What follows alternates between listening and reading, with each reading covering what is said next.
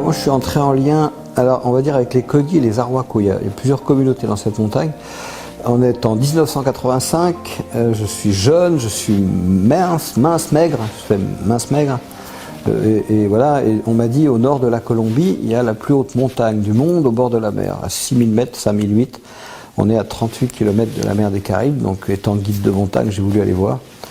Et j'ai eu un œdème pulmonaire, de l'eau dans les poumons à 5000 mètres. Il n'y a pas de douleur physique, mais il n'y a plus d'oxygène dans le sang, donc le véhicule s'arrête et on est un petit tas perdu dans la montagne. Et j'ai eu la chance que des gens qu'on appelle les sauvages, les archaïques, les primitifs, les autochtones et tout ça, les Indiens, voilà, aient eu la gentillesse de passer par là, de bien vouloir s'occuper de moi, ce qui n'était pas gagné après 5 siècles de colonisation, et de me mettre sur une mule, de m'attacher les pieds sous le ventre de la mule pour pas que je tombe, et de me redescendre en altitude, ce qui est la première chose à faire quand on a un œdème.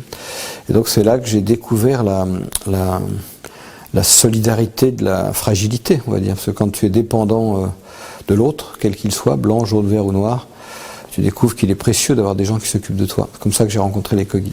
Tout petit, je devais jouer à quelque chose comme Rintintin, Rantanplan, voilà. Moi, j'ai eu une enfance où, pour plein de raisons physiques, je me sentais marginalisé. Donc je regardais toujours le monde de l'extérieur. C'était le cas pendant ma scolarité. Donc quand on est un peu à l'extérieur, on se sent une proximité avec les faibles, les fragiles. Les Indiens, c'est plutôt partie de ceux qui étaient marginalisés par rapport aux Blancs, aux cow-boys, etc. Donc ça a toujours été une sensibilité pour eux. Voilà. Et donc quand la vie m'a ouvert la porte de me dire je vais pouvoir rencontrer des vrais Indiens, voilà, j'ai sauté sur l'occasion. On m'avait dit, tu verras dans cette montagne, il y a des Indiens assez étonnants. Ça restait un espèce de rêve. Et puis un jour, je me suis retrouvé dans une hutte, dans un village, avec des vrais Indiens assez étonnants, qui me regardaient. Évidemment, je parlais pas un mot d'espagnol, pas du tout leur langue, mais on touche dans cette fragilité un échange de survie. Manger, dormir, pas besoin de parler la langue pour comprendre où ça nous emmène, quoi. Quand ils me sauvent et ils me soignent, ils me gardent une semaine chez eux, c'est pas très long. Et au moment de partir, ils m'invitent dans une hutte. Alors je comprenais pas trop. J'ai appris après que c'était un temple, il y a plein de fumée, je comprenais rien à la langue. Mais je sentais bien qu'il y a des gens qui essaient de m'expliquer un truc. Et ce que j'ai vaguement capté, après j'ai essayé de recomposer ça, c'est bah oui, ils vivent dans une montagne qui fait 80 km de côté. Et donc il y a les paramilitaires, la mafia, les pilleurs de thon, les mines, 357 projets miniers, les exploitants de bois précieux, les routes, le tourisme, enfin bref, la mafia, les guérillas, enfin, tout ce petit monde qui leur ont piqué à peu près 70% de leurs terres en 50 ans. Donc ils ont perdu toutes leurs terres et ils sont acculés sous les sommets. Et donc ils me sortaient en fait dans cette soirée où je comprenais pas très bien, ils me montraient des documents qui avaient été signés par plus ou moins des autorités, l'État colombien qui leur promettait des trucs et des machins, des terres et qui n'avaient jamais été respectées. Et je me souviens à l'époque, ça m'a fait penser à Lucky Luke ou à des trucs comme ça, où les Blancs, les civilisés, comme ils s'appellent eux-mêmes, sont très forts pour signer des papiers qui s'empressent de ne pas respecter. Donc il y avait quelque chose de l'ordre de est-ce que tu pourrais nous aider à retrouver nos terres? Je suis parti avec ça. Voilà, puis il m'a fallu 10 ans pour me dire mais si j'essayais de répondre positivement à cette demande. Ils m'ont sauvé la vie, ils m'ont fait cette demande. Je leur ai dit à l'époque pourquoi pas, sans vraiment y croire. Et donc 10 ans plus tard, je retourne sur place et j'essaye de retrouver les Indiens que j'ai connus il y a 10 ans auparavant. C'était un peu compliqué, j'avais un peu oublié comment, pourquoi, par où les retrouver. Et j'ai croisé un garçon qui s'appelait Rentil Cruz, donc en français c'est-à-dire la gentille croix, ce qui est en Colombie. Gentille croix, c'est un paradoxe intéressant. Et qui m'a dit, tu veux vraiment aider les Indiens? Alors j'ai dit oui. Tu vas en France, tu trouves l'argent, moi j'identifie une terre, on la rachète tout de suite. C'est-à-dire que la meilleure parole qu'on puisse leur donner, c'est des actes. Et d'accord. Donc je suis reparti en France. Et 6 mois après, on a acheté la première terre. Et je me souviens d'une espèce de jubilation d'enfant. C'est-à-dire les Kogi avaient du mal à croire qu'on leur donnait une terre. Alors elle était à eux, mais quand même on leur donnait, on leur rendait, sans que ça cache une entourloupe. Vous nous la donnez vraiment ? Et moi j'avais du mal à croire qu'on avait réussi à racheter une rivière, de la forêt, de la terre, où des gens allaient pouvoir vivre comme ils voulaient. Et quelque part c'était le premier pas de mon engagement dans cette histoire. Est-ce que ça fait changer mon regard? Je dirais que la rencontre avec l'autre, et des petites phrases que j'aime bien, une qui dit l'autre me renseigne sur ce que je ne sais pas de moi. Ou bien l'autre fait trembler ma maison intérieure. Mais on n'est tellement pas éduqué à ça dans l'autre monde. Et j'étais tellement conditionné, comme tout le monde, par le monde d'où je venais, qu'il m'a fallu un peu comme l'eau qui passe sur un caillou. Si j'étais honnête, je dirais que maintenant, c'est-à-dire 34 ans plus tard, je suis à même de, non pas de comprendre, mais connaître l'invitation qu'il propose. Voilà, il a fallu 34 ans, et c'est un peu long pour comprendre, mais bon, mieux tard que jamais. Nos sociétés ont fait un choix, on pourrait se demander pourquoi, mais c'est pas l'objet, d'un mode de développement que je vais appeler masculin, c'est-à-dire c'est de la transformation de la matière, avec un souci d'efficacité, de résultat, et c'est vrai qu'on en a. On a inventé des avions, on part dans le ciel, on peut faire 10 000 km dans un avion, c'est une prouesse technologique incroyable. Donc on a progressé dans notre capacité à transformer la matière à d'autres services. Et on a complètement laissé en friche un deuxième champ, qui est comment vivre en paix ensemble. C'est un vrai champ de progrès. Celui-là, on l'a laissé en vrac. Et il y a d'autres sociétés qui n'ont pas fait le choix de la transformation de la matière, mais qui ont fait le choix d'apprendre à vivre en paix ensemble, et le ensemble englobant la nature dont on est issu et de laquelle on dépend.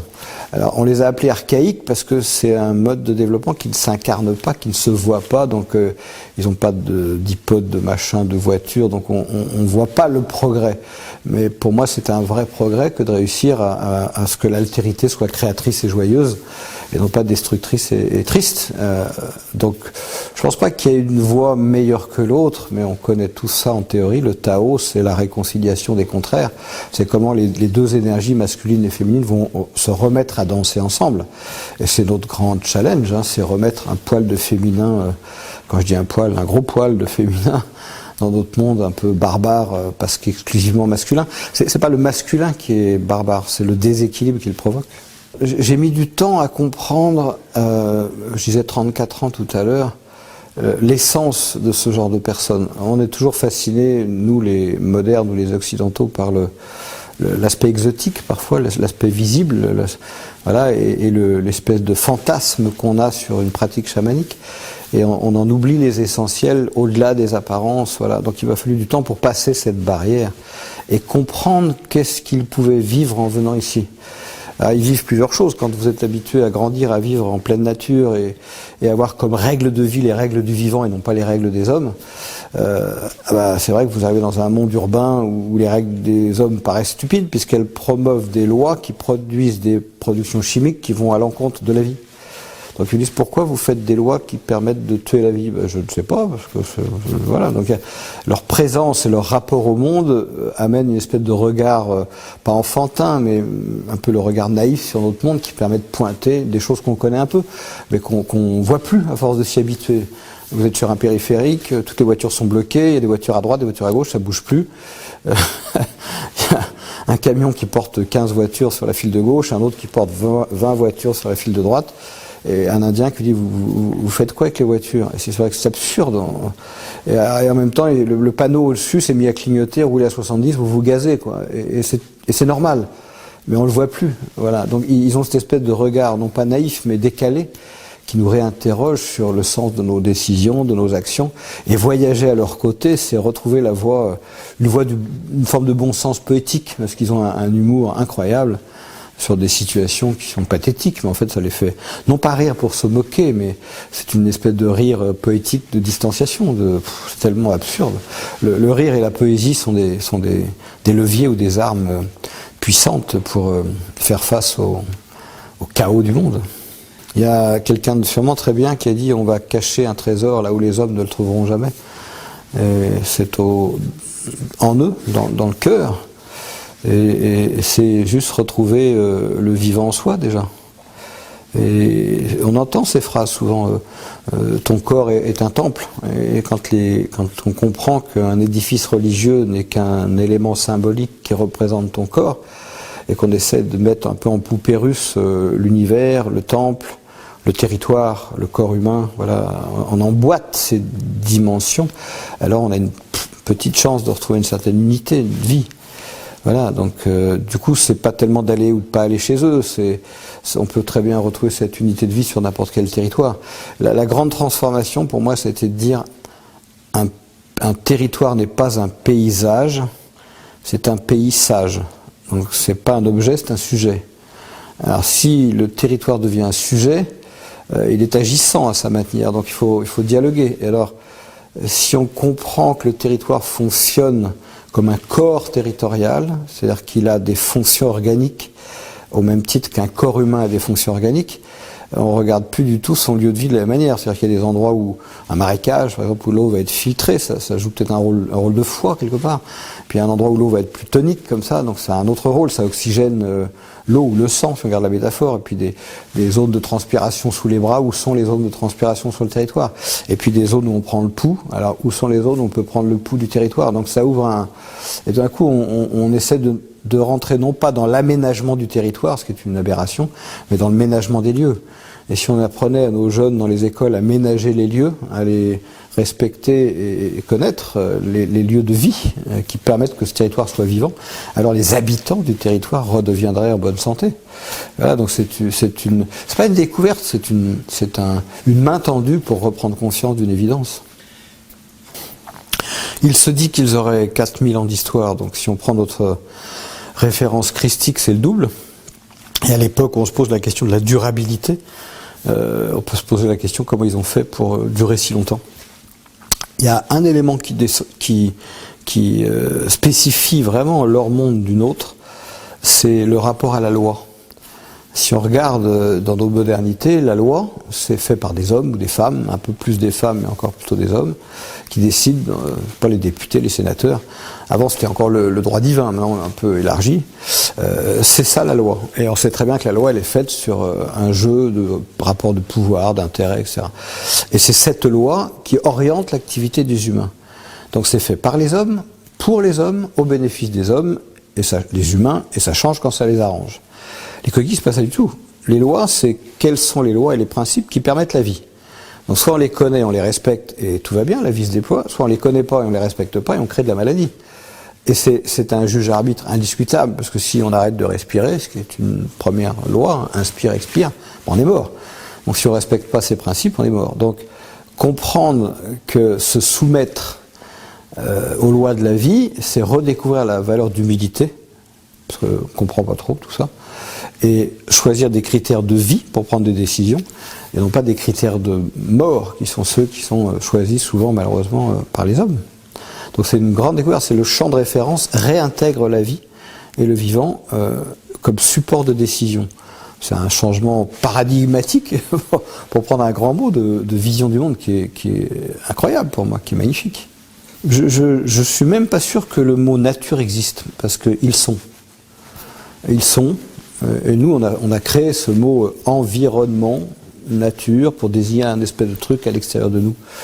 Je ne crois pas qu'il y ait de mots pour désigner ça. Il y a quelque chose dont l'essentiel, dont on fait partie, dont on est une forme d'expression, et qui marche un peu selon une théorie que nous on appelle la théorie des fractales, c'est-à-dire qu'un phénomène de base de la vie qui est une énergie positive et une énergie négative vont se rencontrer, et si elles se rencontrent d'une certaine manière, elles sont créatrices. Par exemple, si on met polarité positive et négative avec une pile électrique, si on met une ampoule au milieu, pouf, il y a de la lumière. Si on met un papa et une maman, s'ils s'aiment, pouf, il y a peut-être un petit garçon, une petite fille. Et ce principe-là, pour eux, fonde toute la vie, de la création de l'univers, à la création de la vie sur Terre, à la création d'un bébé, à la création d'une idée, à la vie spirituelle. Donc en fait, on trouve tout ça organisé comme un système de poupées russes. Et ça, c'est la vie. Alors, la nature, là-dedans, ça veut rien dire. Pour eux, la nature, c'est quoi? C'est les arbres, c'est les animaux, mais c'est une expression de ça. Et le lieu où s'incarne ça, c'est le territoire. C'est dans le territoire que va surgir un arbre à tel endroit, une grenouille à tel endroit, un torrent à tel endroit. Donc le territoire est l'expression écrite, une forme d'écriture, de ces principes de vie. Donc du coup, le territoire devient le gouvernement de la société Kogi, parce que c'est le territoire qui dit qu'est-ce qu'on peut faire, qu'est-ce qu'on peut pas faire. Donc en fait, c'est un renversement complètement de sablier. Oui, le sablier, on le retourne. Nous, on a mis le désir, satisfaire nos désirs. Puis ensuite, on a mis les machines pour aller plus vite, pour satisfaire ses désirs. Puis après, on a mis les hommes. Puis tout en bas, la nature. Voilà. Là, c'est l'inverse. Mais la nature, on comprend comment elle marche. On comprend que les humains en font partie. Pourquoi pas utiliser quelques machines au service de ça? Et le désir, mon Dieu, il faut le garder, parce qu'il n'y aura pas de désir, il n'y aura pas de vie. Mais il faut l'apprivoiser, il faut le remettre à sa juste place. Le rapport avec l'argent, il est pour eux, et l'économique, il est ambigu. Parce qu'ils ont bien conscience, c'est une énergie, c'est un pouvoir. Tu as de l'argent, tu peux faire des choses. Ils sont pas idiots. Voyager, t'as acheté un truc à manger dans un magasin, c'est rigolo. Nous, on va à l'autre bout du monde faire des trucs rigolos. Eux, ça les amuse de faire des trucs rigolos aussi. Enfin, ils ont ça aussi. Hein. Et en même temps, ils savent que ça corrompt. Ils le savent très bien. Et ils savent que ça pourrit les relations. Parce que si jamais on a quelque chose à gérer tous les deux, mais qu'on s'entend pas, eh ben, je vais prendre un avocat, je vais prendre quelqu'un, je vais le payer et je vais lui demander de gérer mon problème relationnel par le biais d'une contractualisation, je sais pas quoi. S'il n'y a pas d'argent, on ne peut pas se défaire du problème. On est obligé de renourrir la relation, même si ça nous fait un peu couiner. Donc l'argent évite les questions clés, la question clé, qui est comment avoir une relation de qualité avec l'autre, quel que soit l'autre. Voilà. Ça, c'est la théorie. Alors après, en pratique, ils avaient lancé des cultures de café, qui ne sont pas des cultures traditionnelles. Ça a généré de l'argent, et donc ça a généré les premiers achats d'objets manufacturés, ramenés dans le village, et donc les premiers vols, et les premières jalousies, parce que ça a créé de la rareté. Donc quand on habite en forêt, n'importe qui peut aller couper un arbre dans la forêt, c'est à disposition. Quand on ramène de la rareté, comment on fait? Donc là où ça a été rigolo, c'est qu'ils ont décidé d'arrêter le café, parce qu'ils se sont dit on préfère privilégier la qualité des relations humaines que le risque d'éclatement et de conflit, parce qu'on ne sait pas gérer l'argent. Donc c'est un magnifique choix politique qu'ils ont été capables de faire. Et on se rend compte qu'eux sont capables de le faire, de se priver de quelque chose quelque part, pour préserver une relation humaine, là où nous on a beaucoup de mal à le faire.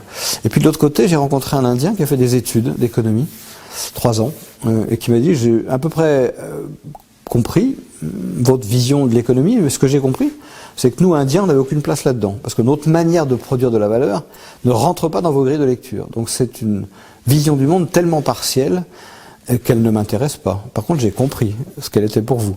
Donc mon challenge, c'est un Indien qui parle, c'est d'inventer une logique économique qui ne soit pas le capitalisme destructeur que vous avez mis en place, et qui pourtant permette peut-être de monétariser l'échange, mais sur de nouveaux registres. Je donne un exemple.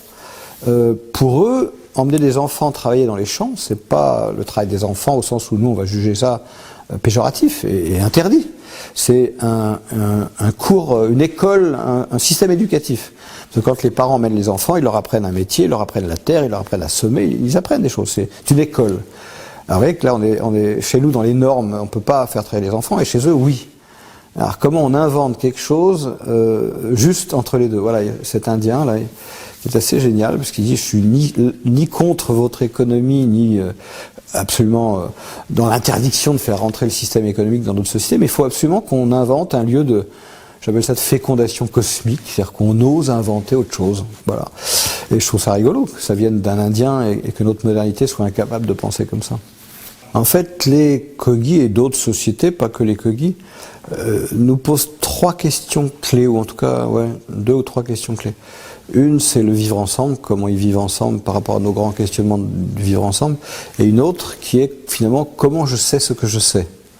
Comment nous accédons au savoir ou à la connaissance. C'est un grand mystère. Est-ce que c'est à l'école, à 100% à l'école? Est-ce que c'est mes parents?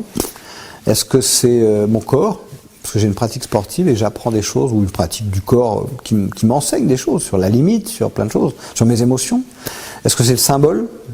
Par exemple, on voit un feu rouge sur la route, on s'arrête. Et pourquoi on s'arrête au feu rouge? On pourrait s'arrêter au feu bleu. Donc pourquoi on a choisi le rouge? On se rend compte qu'on a des automatismes basés sur des symboliques qu'on a complètement oubliés. Pourquoi on met une cravate? Pour aller dans un... Enfin, voilà. On est codifié par du symbole, mais on ne se rend pas compte du rôle enseignant du symbole. Voilà. Et puis il y a le corps, il y a le mental, il y a le symbole, et puis il y a la relation. La capacité à se mettre en lien avec un autre, avec la nature, avec soi-même, avec le... Voilà. C'est 4 voies d'enseignement. Nous, on en a une, qui est le mental, et les 3 autres, on n'est pas très bons. Hein. Eux, ils n'ont pas tellement le mental, ils l'ont un peu, mais ils ont les 3 autres. Alors, les 3 autres, notamment le corps, semblent leur ouvrir des champs de connaissances absolument insoupçonnés. Alors, on peut se demander, est-ce que c'est lié à leur culture et à leur territoire, et ça n'a aucun rapport avec notre culture et nos territoires? Donc, on a fait plusieurs expériences pour répondre à la question, les Kogi ont-ils des connaissances que nous ignorons, mais des connaissances que nous pourrions objectiver? Pour l'instant, ce qu'on voit, c'est qu'il y a 2 types de réponses. Il y a des connaissances qu'ils semblent avoir, que nos scientifiques reconnaissent et peuvent mettre en débat. Ils disent, ah oui, les Kogi disent ça, C'est exact. Donc ça les rassure un peu, mais en même temps ils se demandent très vite, mais comment ils savent ça? Parce qu'ils n'ont pas de labo, ils n'ont pas de... Voilà, ça les interroge sur le comment ils l'ont acquis, mais ils reconnaissent la connaissance en tant que telle. Puis il y a un autre champ de connaissances, alors là on reste baba, parce qu'on ne sait pas y répondre, notamment deux Kogi à qui on présente des photos du satellite Hubble, donc qui est un satellite qui est en limite d'atmosphère terrestre et qui prend des photos avec des temps de pause très longs pour aller capter ce qu'on appelle les étoiles pâles, c'est-à-dire qui ont une faible luminosité parce qu'ils sont très loin, elles sont très loin dans le système solaire.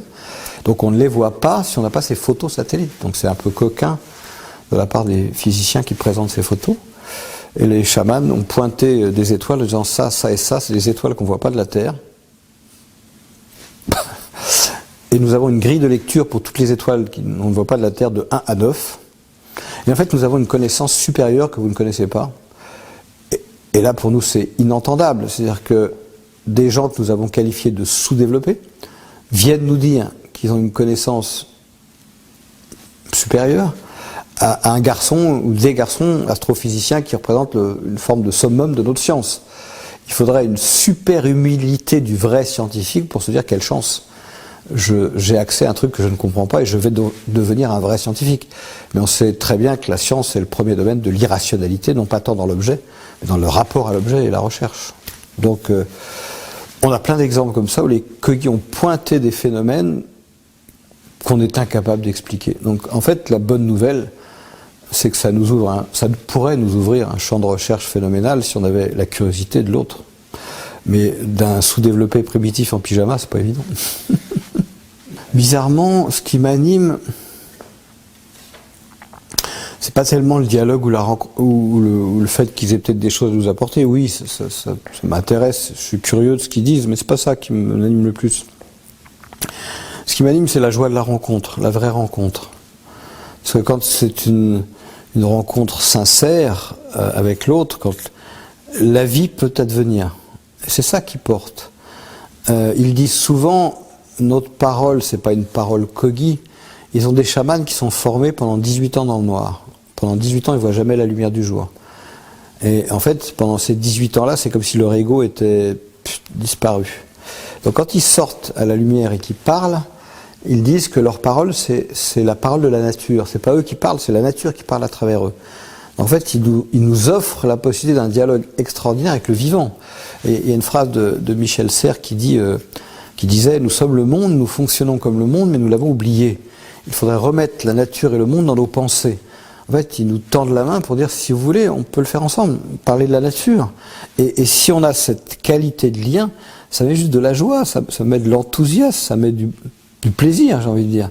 Alors si en plus le plaisir produit une autre manière de retrouver le monde, parce que c'est pas un truc qu'on a perdu, c'est là, hein. Donc de reconscientiser ce monde, ça me fait sourire, bon, ça me met de la joie, quoi. C'est super. Il y a un géographe français qui s'appelait Élisée Reclus, qui est mort en 1905, qui disait déjà en 1905, l'homme c'est la nature prenant conscience d'elle-même. Il est temps, il est temps qu'on prenne conscience d'elle-même. Effectivement, on est dans une période où les choses se tendent, se radicalisent. Les déséquilibres, on le voit bien, se multiplient comme des alertes, comme des signes.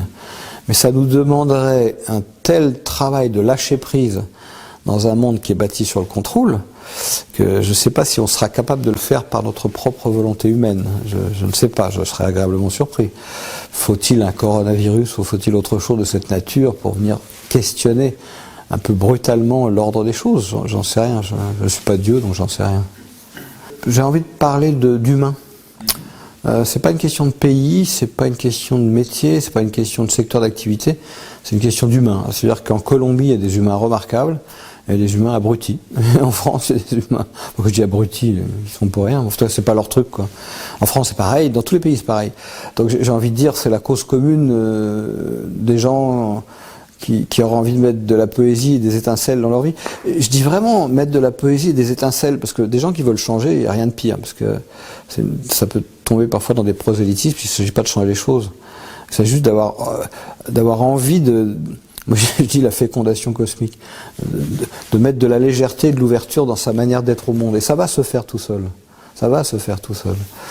Voilà, si ces gens-là peuvent converger un peu dans une même direction, ça pourrait donner énormément d'espoir. Ce serait magnifique, ça doit mettre de la joie, de l'enthousiasme. Voilà, et, alors, on trouve des gens comme ça en entreprise, évidemment. Ils sont pas idiots, ils voient bien les limites du système, ils ont conscience de ce qui se passe. Sauf qu'ils ont 400 salariés ou 300 salariés ou 150. Alors comment on gère ce paradoxe incroyable de finir les fins de mois et en même temps de changer le monde? Donc ils sont demandeurs. Dans les institutions, vous avez plein de gens remarquables. C'est pas l'institution, c'est tout d'un coup quelqu'un dans un bureau qui est hyper ouvert à tout ça et qui regarde comment infiltrer le système. Si je regarde, vous avez en Colombie des gens remarquables. Vous avez aussi des gens en Colombie qui disent dès qu'on pourra se débarrasser de ces gens-là, on pourra enfin se développer en paix. Voilà, on trouve ces deux énergies, le diable et le bon Dieu. Je dis ça en rigolant, mais le diable, diabolos, c'est la division. Hein. C'est ce qui divise, c'est ce qui fait éclater. Donc on trouve des énergies d'éclatement, puis on trouve des énergies de convergence. Ce qui me plaît beaucoup chez eux, c'est leur humour et leur détachement. Un jour, ils sont invités au Quai d'Orsay à Paris. Le quai, voilà. Bord de la Seine, les ors de la République, les lustres, les canapés, tout ça. Il y a, je crois de mémoire, 4 gardes républicains qui nous saluent quand on rentre en haut de l'escalier, là. Puis on rentre dans une salle de réception des délégations, et puis les Kogi expliquent leur situation, qui est quand même pas terrible. Et un monsieur qui nous reçoit du quai nous dit, en fait, ils vivent un génocide. C'est pas un mot anodin, un génocide. Et, petit tour de table, et tout le monde reconnaît que c'est une forme de génocide. Et alors, qu'est-ce qu'on fait? Et là, il y a une dame qui dit, bah, vous avez qu'à déposer un dossier, le dossier 627B, s'il est à peu près bien rempli, on pourrait peut-être avoir une petite subvention d'ici un an ou deux. Je me rappelle, il y a eu un plan dans la salle, et puis voilà, on se dit au revoir, on sort dans le hall d'honneur, puis merci monsieur, merci madame, c'était formidable, très content d'être venu. Et là, il faut essayer d'imaginer le hall tout doré, là, un Kogi qui part dans un coin. Il y a un canapé avec un beau pelochon avec des pompons dorés. Là, il prend un pelochon, il le met sur son dos et il s'en va vers la sortie. Et ça, c'est très intéressant parce que au moment où tu dis au revoir au monsieur, merci, c'était formidable, tu vois les yeux du monsieur qui suit le pelochon et qui dit mais ce con, il part avec le pelochon. Et le garde républicain à qui on n'a pas expliqué quand les invités parlent avec le matériel, qu'est-ce que je fais? Il avait les yeux qui roulaient, et lui il se barrait vers la sortie. Et je le regardais en me disant, mais s'il sort, on va se faire un problème, quoi. Puis il s'arrête sur le pas de la porte, et de dos, il était de dos, je vois son corps fait. Il se marrait comme un bossu. Et en fait, cette capacité de rester dans le recul, dans la légèreté, dans cette fameuse poésie, magnifique, parce que tu te sors de n'importe quelle situation dramatique. Il y a des gens qui ont témoigné de ça avec beauté en disant que ce qui nous a sauvés des camps de concentration, c'était la capacité toujours à aller chercher dans les retranchements de l'âme, de la joie et de la poésie. Si on regarde un peu notre histoire à nous, il y a un moment de l'histoire qui est intéressant. On va dire que c'est au fin du 19e, début 20e, quand il y a les mines de charbon qui battent leur plein dans le nord de la France. Donc c'est une époque d'exode rural vers l'industrie naissante, on va dire. Et donc les mineurs étaient souvent illettrés, ils savaient ni lire ni écrire, ils étaient envoyés dans des galeries, dans des conditions de travail épouvantables. Et pourtant, dans cette contrainte, dans cette menace d'un coup de grisou, d'un éboulement, n'importe quoi, ils ont inventé 2 systèmes de solidarité qui nous bénéficient encore, qui sont les mutuelles et les scopes. C'est-à-dire comment se réunir, comment renourrir du lien et de la solidarité pour faire face aux risques et aux dangers. Donc on se rend compte que dans les moments parfois les plus difficiles, on trouve la ressource peut-être pour aller retrouver en fait qu'est-ce qui fonde un corps social, c'est la qualité des liens et des valeurs que tu vis et que tu habites, et au service de quel sens. Je revois on était il n'y a pas très longtemps à 4008 ou 5000 mètres, enfin bref, il fait froid. Il fait froid, c'est la nuit, il n'y a pas grand-chose, on dort sur des peaux de vache par terre, on est un peu serrés les uns contre les autres, il y a un petit feu qui fume là. Puis il y a un garçon qui était malade pendant 2 jours qui sort et qui dit « Ah, ça va mieux, j'ai faim ». Et ça m'a frappé de voir ces gens qui n'ont rien, qui sont dans la pauvreté économique, mais qui sont dans la qualité d'être au monde et qui se lèvent, préparent un repas, et au bout d'une demi-heure, ils viennent lui servir son repas et ils se recouchent avec une telle simplicité, une telle gentillesse que t'as envie de pleurer, quoi. Alors qu'ils n'ont rien. Et nous, on a tout. Et ce geste-là, ce genre de geste, on a du mal à le faire. On a du mal à le faire. C'est le sens. C'est-à-dire que dans le corps humain, il y a quelque chose qu'on appelle l'homéostasie, par exemple. L'homéostasie, c'est ce qui permet de garder un équilibre et qui va permettre à toutes les fonctions organiques de contribuer à un équilibre global.